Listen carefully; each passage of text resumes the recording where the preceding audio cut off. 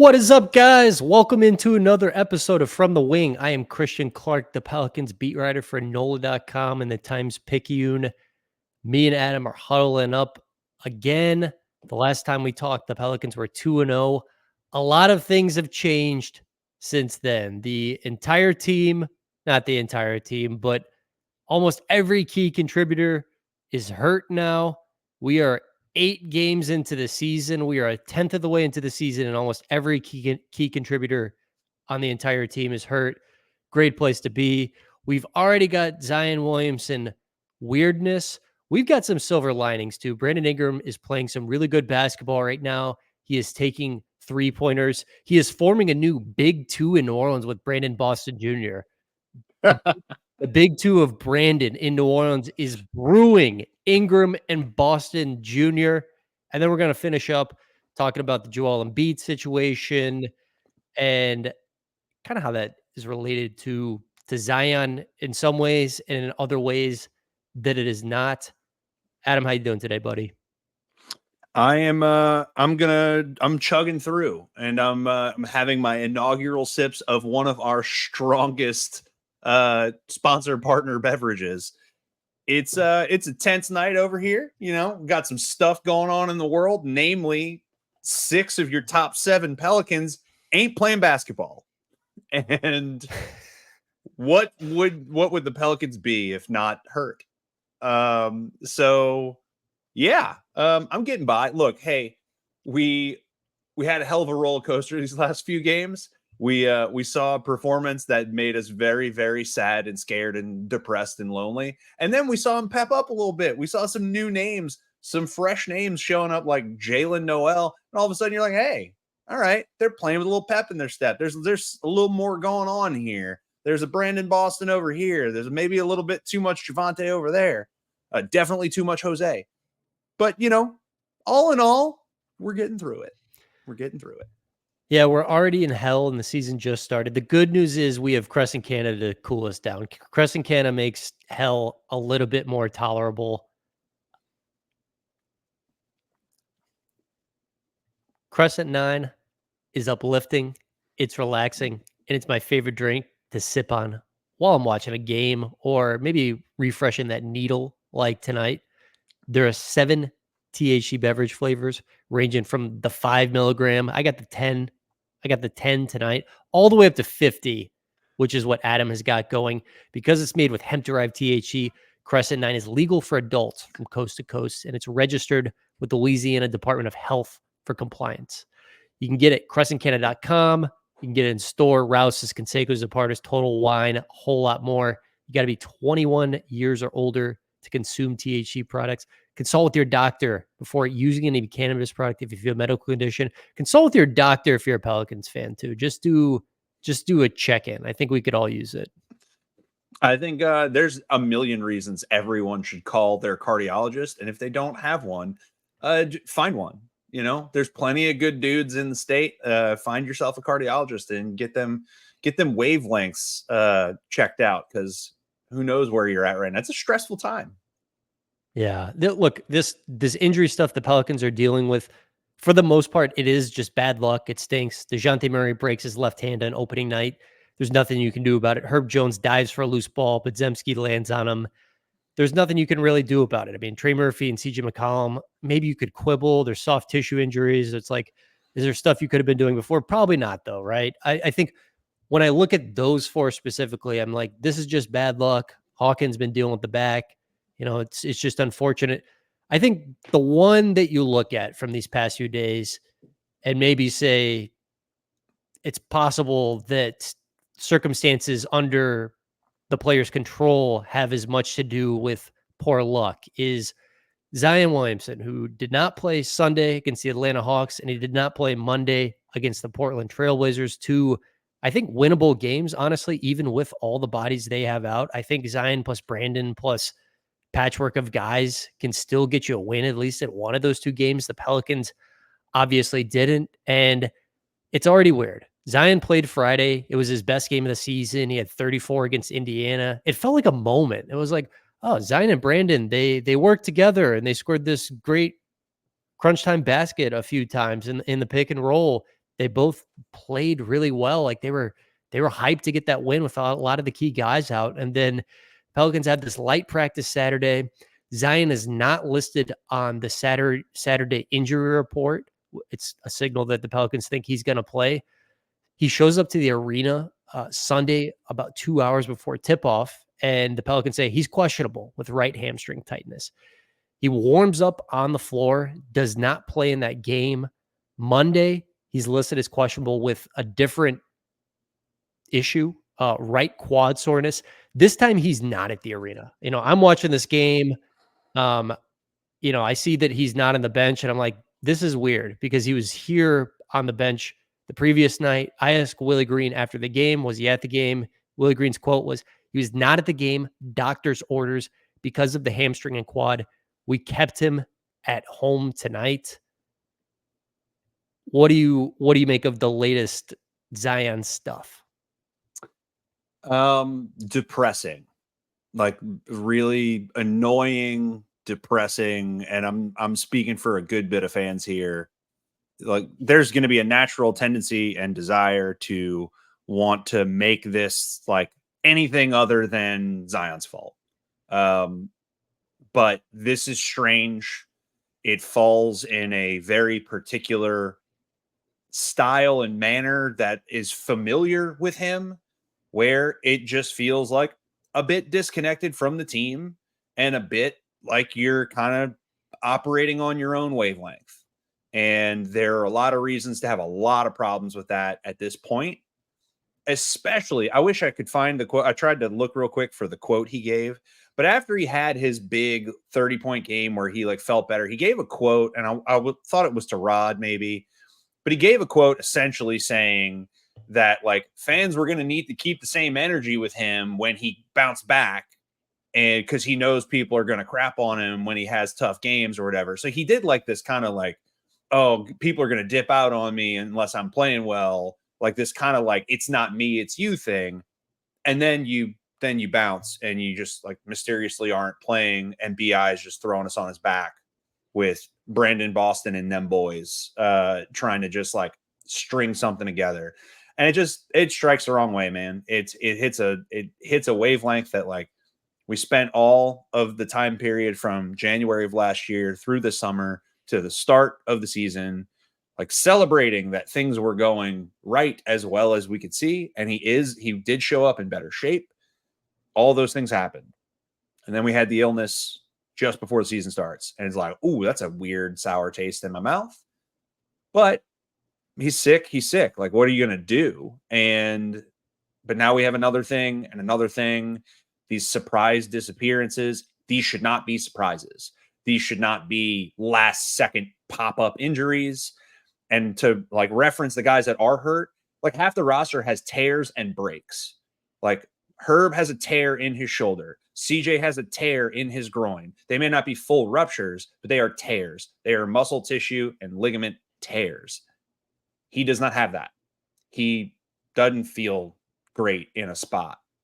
And now it's two different spots. And it just seems like poor communication. I don't like it. Yeah, I think that's the unfortunate part. We want it to work. It would just be better for everyone involved. I mean, Gail Benson, David Griffin, Zion Williamson, the lowly team beat writer, me, all the fans. It'd be great if it just worked out and Zion truly was a changed man.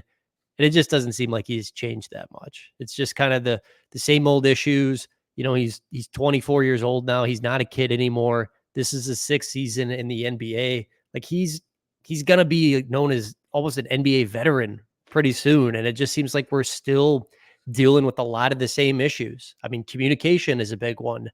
The first game when he was out with an illness, I'm not doubting that he was experiencing an illness, and I don't think you should play if you're ill. I mean, I don't. I totally get that. But I had like 4 people call me the day of the first game and be like, "Man, the communication was so poor here." There's a lot of people on the team who are confused about what's going on with him. I think communication has been a big issue throughout his Pelicans tenure. And then I feel like just going above the bare minimum has been a problem for him too. Like he'll show up to practice and I mean, he plays hard during the games. Like, that is one thing I like about him. Like, he's got great competitive spirit when the games are going on. I think he's not always great about doing the treatment stuff outside of practice. I don't know if you guys got a chance to watch the Starting Five documentary on Netflix, but some of the best stuff in there was about the lengths LeBron goes to prevent injury and have this crazy long career. I mean, he's on, like, it's an hours long routine the day of the game before the game actually starts of, like, I'm going to get on the table and have a trainer activate my muscles, and then I'm going to do core work.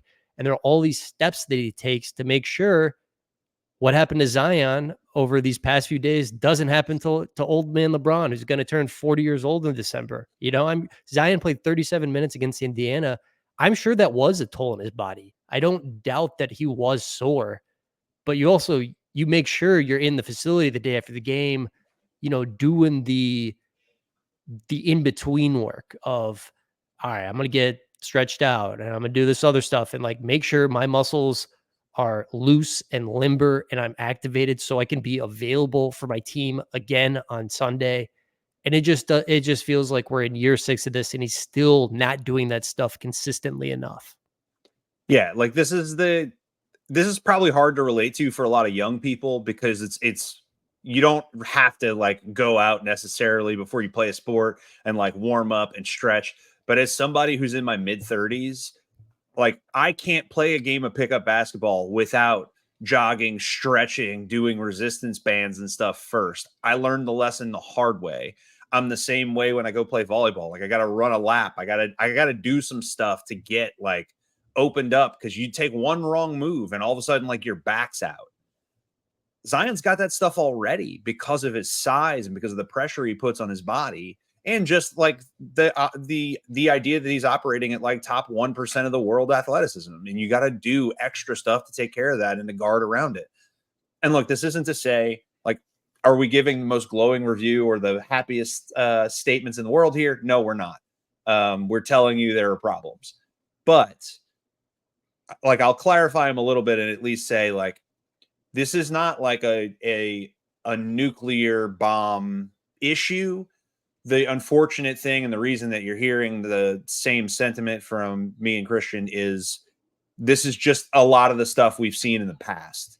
And you just don't want to see this keep happening because what you're looking for is a step taken in professionalism. This is like along the lines of like, hey, I'm going to miss work tomorrow. I should call my boss before the day starts and tell them, hey, I'm not going to be there. I'm sick. Like that's a very basic thing. But I think all of us and everybody listening to this can handle that and like knows that's an expectation. It's a problem when you've been in the league this long and that's not what's happening. Yeah, And it just feels like we're hitting 6 years into this and there are basic tenets of professionalism that are still not being met, unfortunately. after another contract. And yeah, and meanwhile, the guy we didn't extend is in a stop me if you've heard this before, playing the best basketball of his life in a contract year. Contract year Ingram. Never happened before, except the last time that it needed to happen. He's playing awesome. So look, we're not just gonna give you a steady diet of just the bad. But we do have to hit on it. Like if there's anything this podcast is gonna do, we're gonna talk to you in a legit way about what's happening. All right, we can get into the Ingram stuff, but like the last thing I've got on this is I think one of the biggest tells on Zion is, and I think you might disagree with this. We were talking about this pre-show, but to me, he hasn't really gotten much better at anything since he came into the NBA. And he was so good at 18 years old that he was already a very good player from his first moment in the NBA. And he's already a very good player. And he still is a very good player. And look, he could play Wednesday and score 38 points like that, even against that undefeated Cavaliers team. Like he is that talented. I remember that Timberwolves game after the in-season tournament embarrassment. I mean, what do you have in that game? 40 on Rudy Gobert and the number one defense of the NBA. Like he can still have those games, and I expect him to have those games. It just feels like he hasn't really gotten much better in 6 years. And I'm getting to the point where it's like, I'm kind of I'm getting to the point where I'm stopping thinking about him as a great player, and I'm just thinking about him as a very good player who sometimes he plays and sometimes he doesn't. Yeah, I guess the difference between us right now is I'm still not ready to let that go. Because I do like it matters to me a lot. Like when we talk about BI, I'm going to say a similar thing. It matters to me a lot the how you play, not just the professionalism stuff, not just what your production is. Like I actually care a lot less about the box score in these situations. And one thing I am at least happy with him this year in the spots we've seen him play is he is taking those push shots and those mid ranges more willingly when last year like they barely happened unless he saw a wall.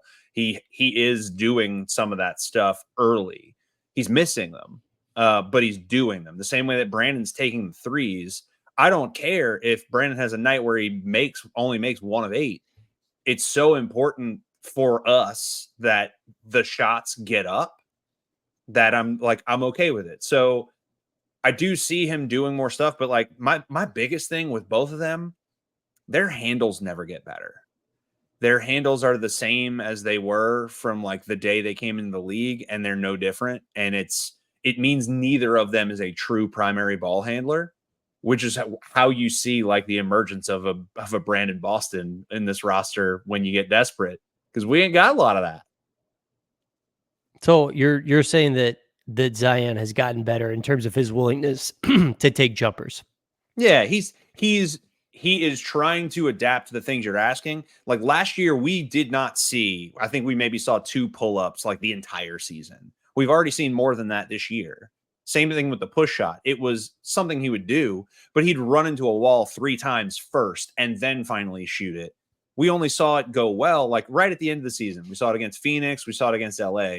We saw him kind of solve defenses by varying that stuff. And then we come out this year and like, yeah, he was shooting an abomination of a field goal percentage, but he was taking the correct shots and he was decisive about it. So yeah, that to me, that is, and he also like willingly took some wide open threes. So those are things that I do want to see in the evolution of his game. All of my problems come on the stuff that's not on the court. that's the unfortunate Yeah. part. Yeah. Okay. I mean, it feels like we're not in that much of a different place. Yeah. Let's talk about Brandon Ingram here, who has been the Pelicans' best player. They've only played 8 games, but he's averaging 25, 6 rebounds, 4.5 assists right now. I think there's been a lot of good defensive activity in some of these games, that Indiana game specifically. He's taking threes. He's at 6.6 3-point attempts per game.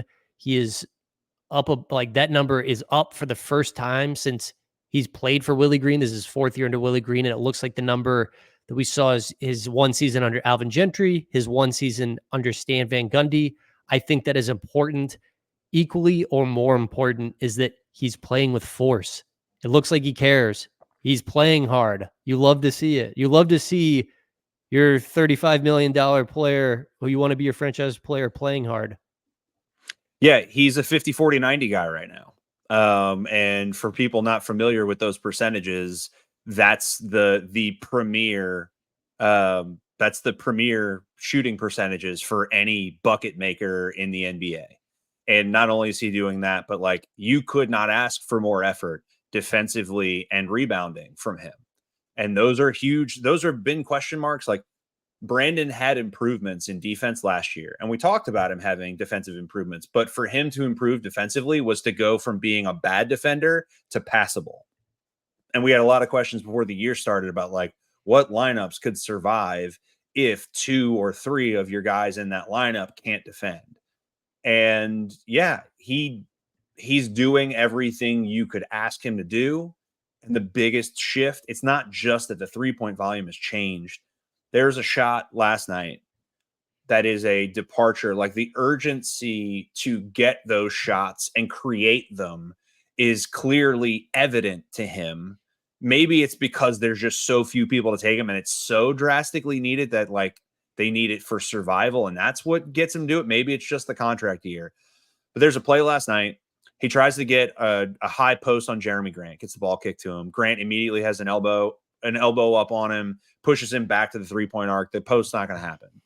Calls for a screen from Tice. Tice brings Klingon with him.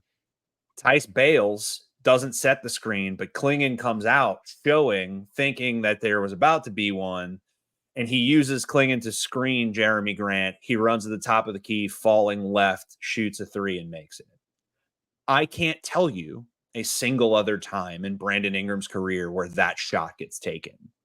Falling sideways, running at full speed with a guy on his hip is not a Brandon Ingram jumper. And he took that. Not just that, he worked his way down the court. Like, he was the primary ball handler to start that play. That whole play was him, and he ran his butt off to create finally an open look. And it was like a Steph Curry, Klay Thompson style open look. There's one Sunday that I saw where he was on the right side and Misi was in the middle of the floor, and it was this dribble handoff, and Brandon's guy went under Misi. He went effectively under the screen, and Brandon was straight on. He just said, "I'm taking this." I mean, he was in rhythm. It was forceful. That felt like a type of play that last year, even if his defender went under the screen and he's straight on, he's still trying to take a dribble or two and getting to his mid range, and that felt a little bit different to me. I think it is kind of interesting. Brandon was asked after the end of last season, would it help to have a point guard to up your 3-point volume? And he said, yeah, like we had Lonzo Ball here, those 2 years when I was up above 6 3-point attempts per game. And I do think there's something to that. I do. But also DeJounte Murray has played in one of these games and he's still managed to up his 3-point volume. It kind of is like, yeah, you probably always could have been doing this. Yeah, I do think it is easier, but it's not the thing stopping him from getting to 6 or 7 attempts, but it's a thing on a nightly basis that can make 2 or 3 of them easy.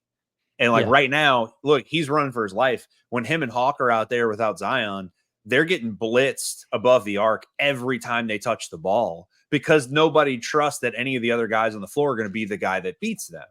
So, he's seeing, and he's still without Hawk, he's seeing constant double teams. The cool thing, the one like other observation that I'll just sprinkle in here as we celebrate Brandon, when he's getting attacked and blitzed on the wing, when they're just what everybody's doing to us is blitzing any screen we show. And so they're sending a guy to both sides. So his defender comes up, the chasing defender crashes over the top of the screen. They both get there and they dare you to make the pass. The one good thing in the last couple of games, BI, when seeing that on the left wing or on the right wing, is now looking cross court over the top of that double team. And he's made like a really, really nice outlet pass. That's a skip pass. He's missing, he's going over Jose, who's standing right next to him. And in one case, he's hitting Hawk. In another case, he's hitting Brandon Boston. And now those guys are open and they're taking an open look. And it's generated out of that crazy aggressive double team. He's playing awesome. He's doing exactly what you want. And, but yeah, he could have gotten these. Like, and that's the thing that sucks. If there's anything that leaves like a sour taste is when he plays this way, it opens up everything he does underneath. So like the pathway to the rim and your ability to create the 7 to 10 footer that you love is all easier if they think they have to be afraid of you up there, because they're gonna hedge, they're gonna shade their body to one side, they're gonna have to give something up because they're afraid of you there. They know you're always going to dribble in, they're going to defend you differently. So look, he's playing great. I hope this retains. I hope this stays in there. But also, I don't know how we retain him. If he has this incredible season, I don't think there's really a pathway to retain him. So hopefully there's somebody's like sick trade. Somebody would have to go, they would have to make a decision. Like this is purely hypothetical. Like I'm not insinuating anything. We're 8 games into the season, but they would have to decide, actually, we're going to trade Zion and just give Brandon a deal. And it's going to be Trey Murphy and Brandon Ingram long-term as the starting small forwards. I did that, the media panel thing at Sports Drink before the season. And that was like, somebody was like, well, when you look at the finances, is somebody going to have to go and who will it be? And it's like, somebody is going to have to go. I don't know who it'll be. I mean, before the season, it seemed like the most likely candidate was Ingram, but I mean, I just know from a purely financial standpoint, they can't afford to keep 3 forwards who all make in excess of $30 million. And I'm talking about Trey Murphy, Zion Williamson, and Brandon Ingram. I mean, one of those guys, it seems very, very likely will not be here at the start of next season. And I don't know which one yet. But it's been refreshing to see Brandon play this well. It really is a lot to do with the force for me. Like he looks motivated right now. I mean, he's 6'9", and that can really help you, block shots every once in a while, use your wingspan to be disruptive defensively, see over the tops of defenses and make incredible passes. All that stuff is happening right now, and he's just scoring the ball. So it's been encouraging stuff. And a couple feeds to Brandon Boston Jr. Yeah. in this Trailblazers game last night. The two Brandons. The law firm of Brandon and Brandon. Yeah, they Brandon Boston off the scrap heap, discarded by many, loved by us. Claimed off waivers basically like the day before the regular season started. Look, people liked Brandon Boston when he came into the draft, and people that liked Brandon Boston in that draft, formerly known as BJ Boston, is this stuff. Like the handle was 50-50, but he's big and he's a scorer. So it's like, oh, if this guy at this size can dribble in the league, he's going to be able to score. And that's really valuable. The problem is everywhere he went, like that opportunity never truly materialized in any substantial way. And maybe he's not a practice guy or something. Like maybe he doesn't show it behind closed doors and we're just desperate enough that he finally got to go ball. But dude, he looks like an NBA vet. And we're talking about a guy that, like, while lanky, is like 6'6", the handle is absolutely good enough. And it's definitely better than what we've got on the floor.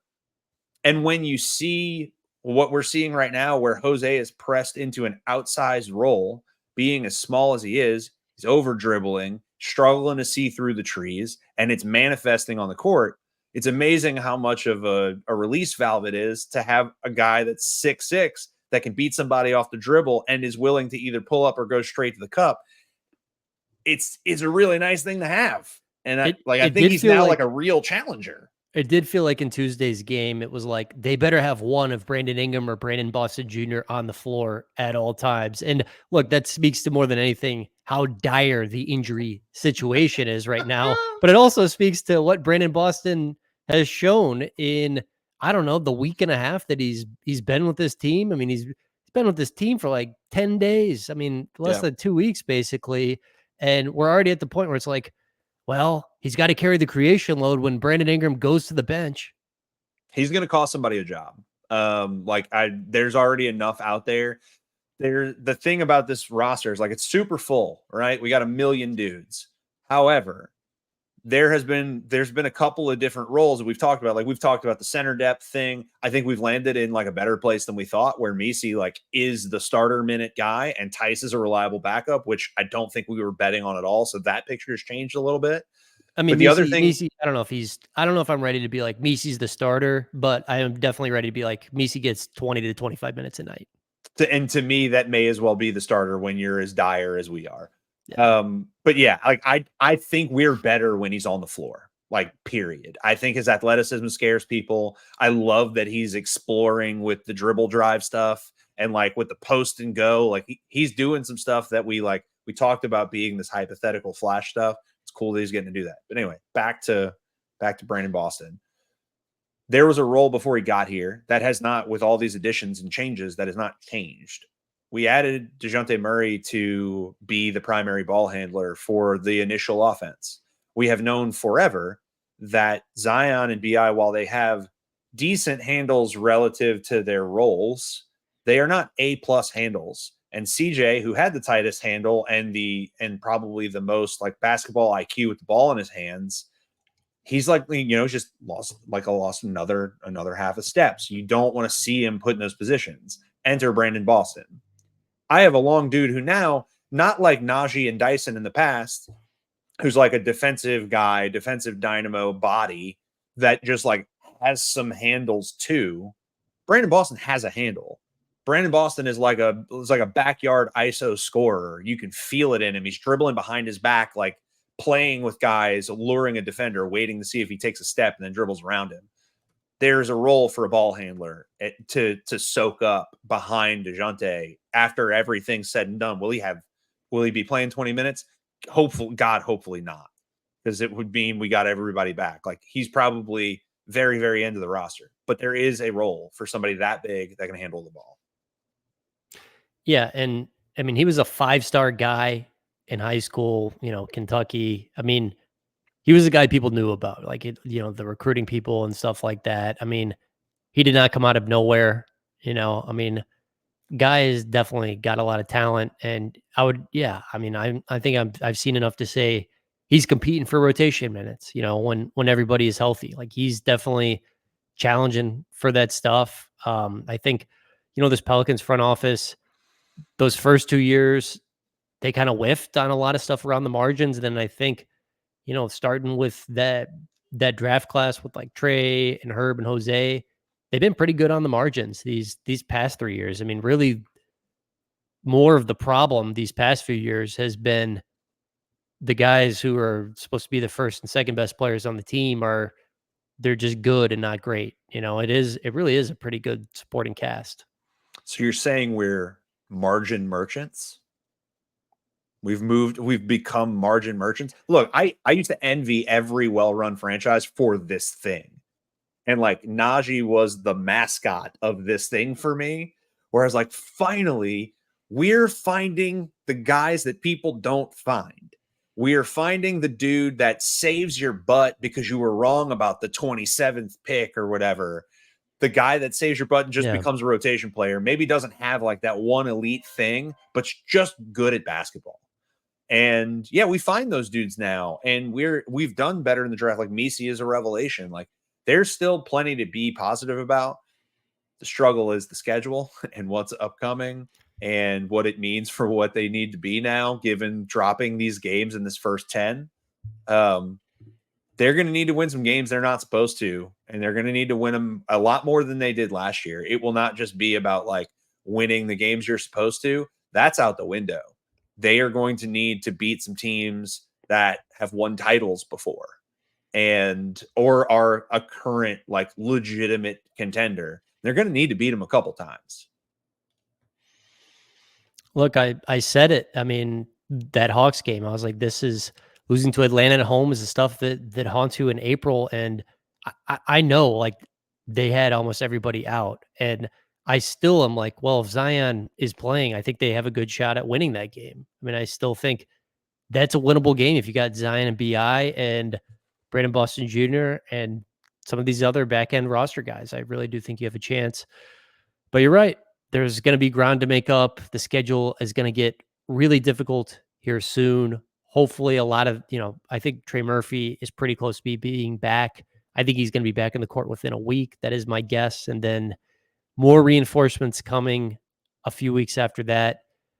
They just got to try to hang in. It's going to be very, very difficult here.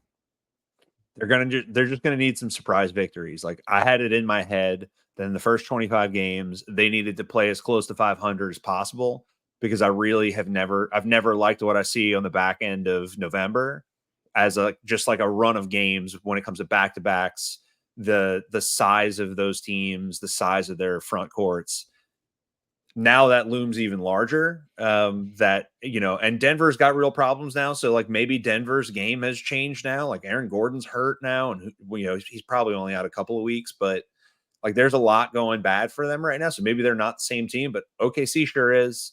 And they're looking pretty difficult. They don't even have Hartenstein yet. And Phoenix looks a little better, but also a little old. Dallas looks pretty as advertised.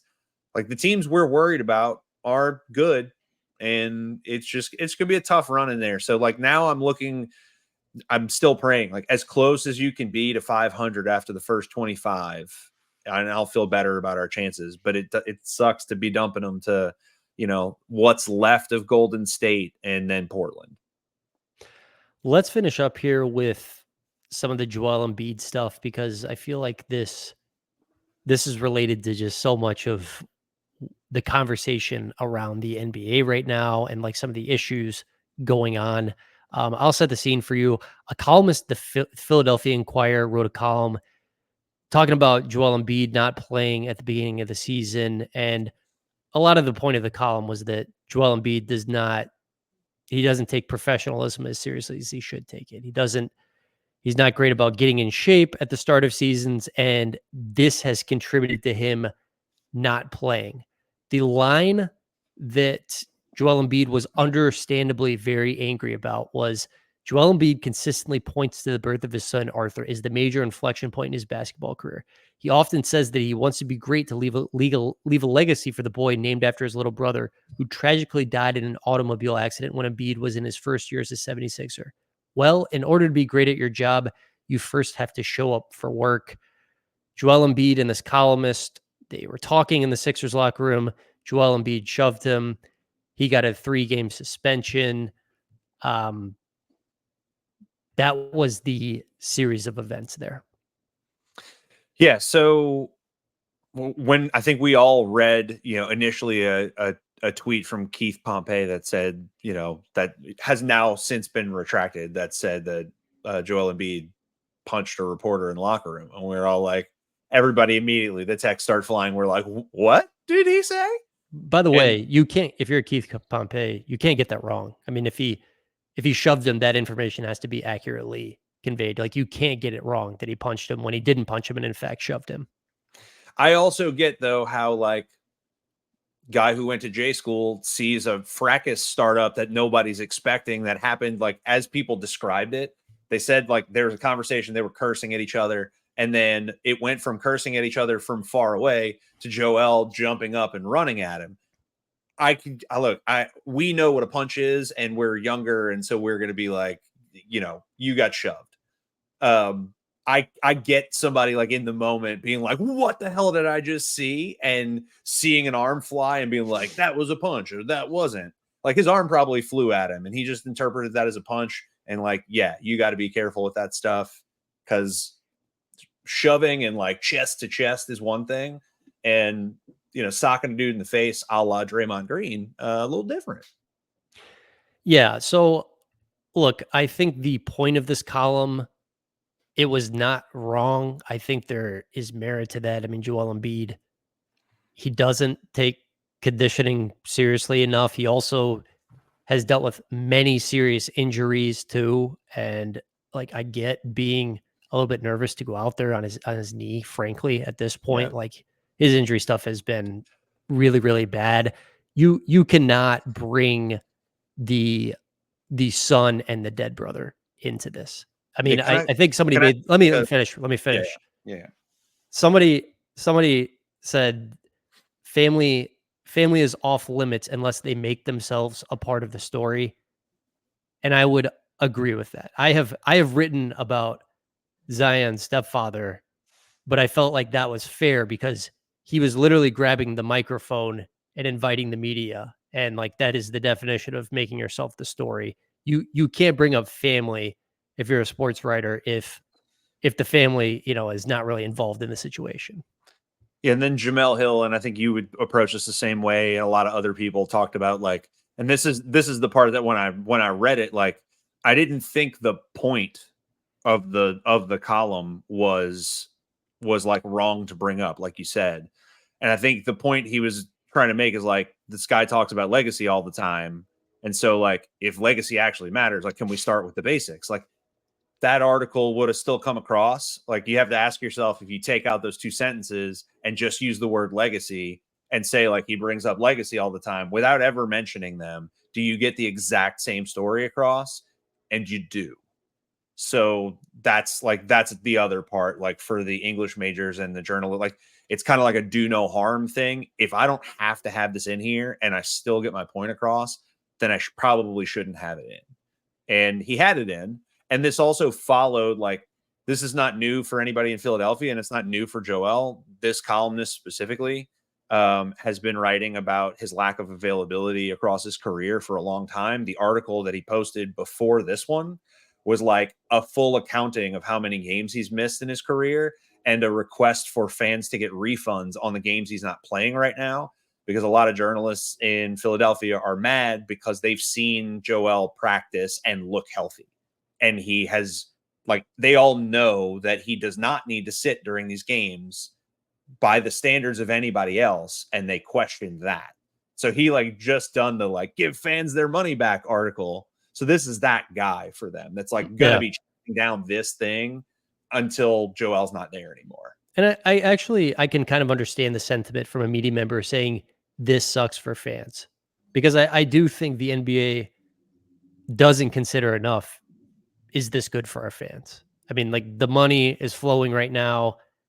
Adam Silver, got that $77 billion national TV deal. It's going to pay the league and the owner $7 billion every year. Like, financially, they're fine. But if you look at the number of people actually watching the games, it's going down and down and down and down. I mean, interest is declining. Like, that is a key metric that just tells you, yeah, people are not as into this as they were 5, 10, 15 years ago. People don't miss, and like baseball is trying to learn this right now. People don't miss these large context clues that tell them things don't matter. You already have a lot more games than other, like by the lack of scarcity, your games already don't matter as much as football as they do in like college basketball. Like you already do not have a scarce product. So you are extracting less per product than they are. When your stars have told us now in a variety of rule settings that if they're uncomfortable, like they're fine as long as they play in the games they have to play in and that they're cool with sitting in some, or when you have star quotes at All-Star Weekend, they're like, if you want me to play more games, pay us more. Like when those attitudes are the prevailing like leanings of star players, like every signal is being sent to the fan. Like, I don't care about this game on Tuesday in Milwaukee. And as much as you don't necessarily feel that overnight, it just de-emphasizes the regular season. It tells you, I don't have to care until the last month of this thing because everybody's going to be within a couple of games and then I'll pay attention. Yeah, and I feel like this issue, it's only a handful of stars that are making this. Like, I would say maybe even the majority of like tier 1 and 2 stars in the NBA, they try to play almost every night. I mean, the Boston Celtics, their two guys, Tatum and Brown, like those guys try to be in the lineup every single night. Nikola Jokic, that's a point of pride for him. I mean, he treats it like Jonas Valanciunas. Like, he loves playing every single Ant night. He too. sees it as an obligation. Anthony Edwards, like probably the most charismatic young star in the NBA. I mean, he cares about playing every single night. I know Played like Shea Gilgeous 72. Alexander delivered those quotes at All-Star Weekend. I mean, he cares. I mean, Chet Holmgren really cares. I've had a lot of people just tell me like, man, Chet Holmgren like loves basketball. So like, I think a lot of this stuff Bastards is encouraging. It's just, it's the Embiid thing. It's Zion. It's Kawhi Leonard. Kawhi Leonard, I think, has like his medical situation is not going to get better, and it's very, very serious. So I think that's unique in some ways, but it is just a handful of guys who have become the face of unavailability. And sadly, Zion has been one of those guys. Zion is one of the faces of unavailability in the modern day NBA. And look, there are others too. Like we've kind of changed the way we've approached like a lot. There are a lot of bigs like Brooke Lopez, but like more specifically like Al Horford and extending his career. Al Horford's been on a back-to-back restriction for 4 years, and he sat out an entire season in OKC. Like it's not just them, and it's also just the way we go about some of these things. Like and what you are allowed to share and what you're not. Like Jimmy Butler had a very unique situation last year around the death of his father, and he missed a lot of games. And then when he played, he wasn't playing well, and all of them knew stuff was going on. But it's also like the way that feels in the moment when you can't tell us anything. It feels like all those other guys. Like maybe I'm not happy in Miami, and like I'm just going to play when I want to because Pat Riley was like mean in the offseason.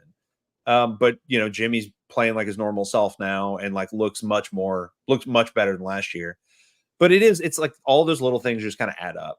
And, not all of us have a Nikola Jokic. Some of us have, what's over there for the Washington Wizards and have like, Kyle Kuzma and Jordan Poole just chucking, So They just need to. We've talked about this. You're a big proponent of cutting the season down. I agree, and I have no idea how we're ever going to see it happen, because I just think they can't replace the product evenly quickly. So they're just always going to bet on giving you more product, even if it waters down. Yeah, I think they need to reduce the number of regular season games. I think the players, some of them, just need to have more pride and realize that there's an obligation to leave this in a better place than you found it. And I don't think there's recognition among a lot of guys in the NBA that they're making so much freaking money and it's all guaranteed because of downstream effects.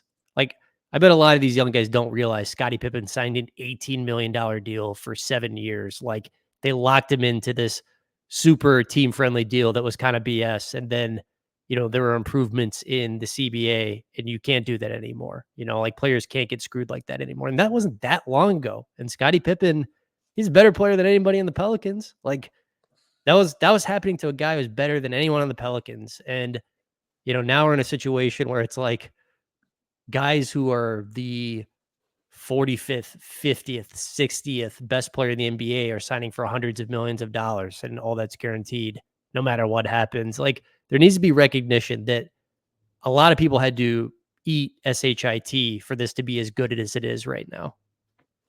True story.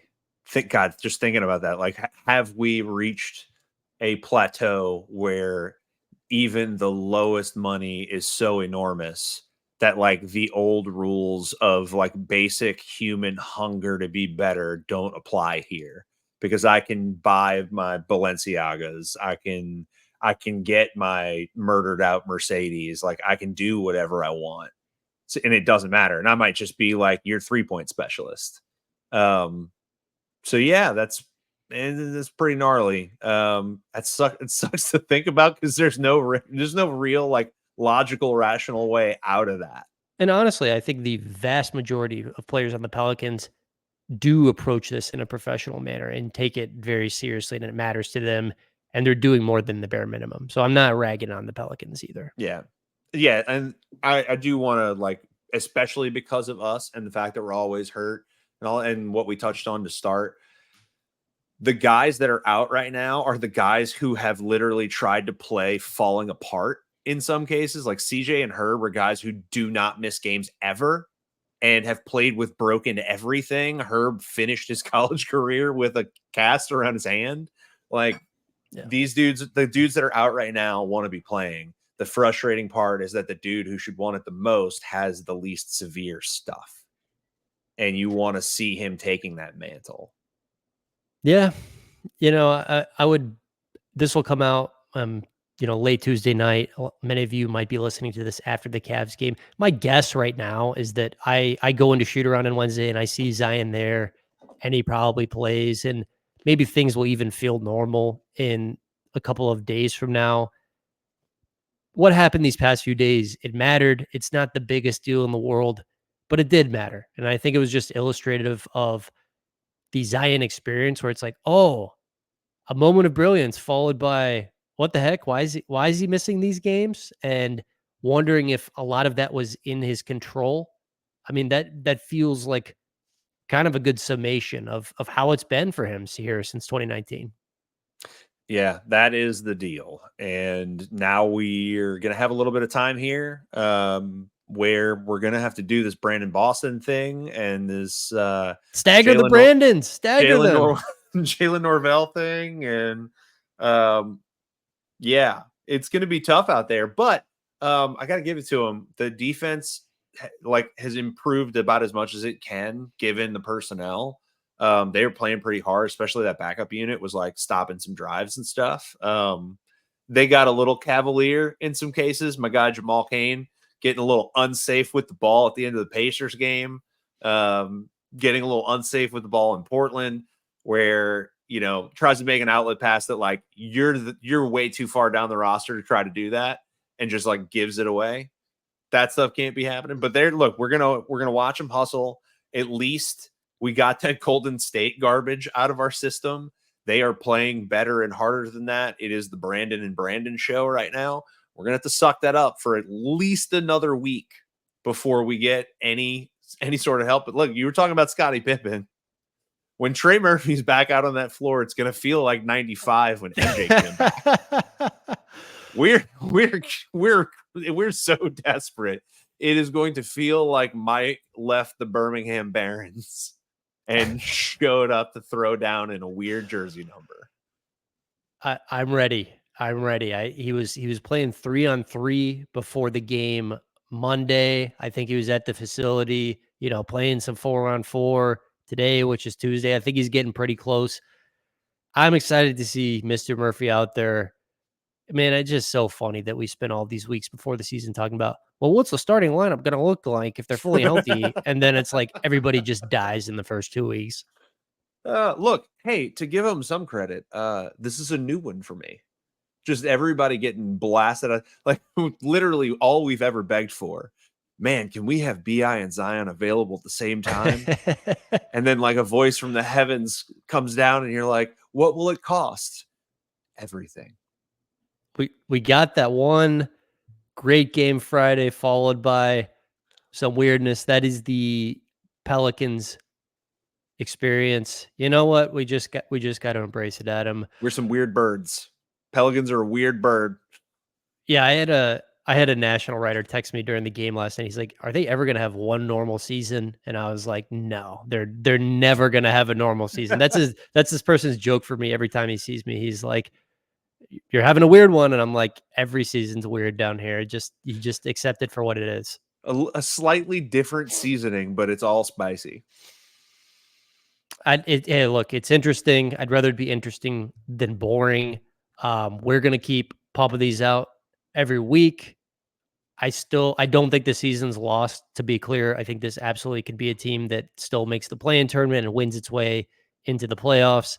They gotta stop the bleeding as much as they can these next few weeks here because there is risk of it getting really ugly. But I'm not looking at this like the season's over or anything like that. Yeah, they're just going to need a heater now. And it's totally possible. Like we've seen plenty of unreasonable, like late season climbs by teams. We don't know what we know about some of these West teams and what their records are going to be as they beat up on each other and like what it's actually going to take for your record to be the sixth or fifth best or whatever. And like there are teams that already like just in a few games, teams not named Cleveland and Boston that like the thing we thought they were after 3 games is a different picture now, and they're actually not as good as we thought. Like I looked at the Lakers right out the gate and I was like, oh, okay, all right, JJ Redick, geez, now they look a lot more human. Their bench stinks, and now Jackson Hayes may very well be coming to a close of a career here. So yeah, there's time, there's hope. Things are going to get weird. We're going to play star teams and their star players going to miss the game. We're going to have a shot. Like we're going to have our chances. We just need to get these dudes back. Pelicans have talent. They just got to get it on the floor. Adam, I appreciate you doing this, buddy. We will talk again soon. Beautiful. I'm cooked, man. I'm so tired.